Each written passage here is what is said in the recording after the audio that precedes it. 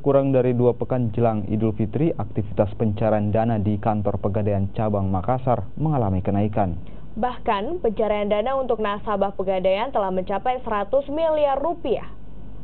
Kantor Pegadaian Cabang Makassar mulai dipadati nasabah yang ingin menggadaikan sejumlah barang berharga seperti emas dan surat kendaraan. Aktivitas pencairan dana juga meningkat sejak beberapa hari terakhir.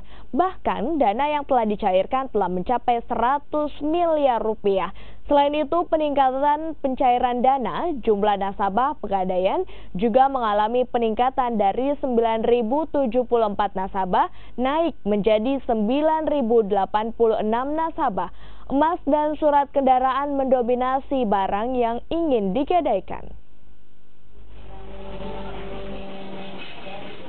Menjelang Ramadan ini sejak tanggal 1 peningkatan di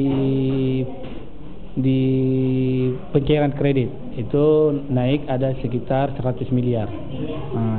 Sedangkan untuk produk itu paling diminati oleh masyarakat itu adalah produk KCA. Kedua KCA itu dengan jaminan emas. Yang kedua itu produk kreatif, produk usaha. Di mana untuk produk KCA itu sangat diminati oleh masyarakat karena prosesnya mudah, dia cepat, KCA kredit cepat dan aman. Itu barang-barang tinggal di bawah membawa identitas.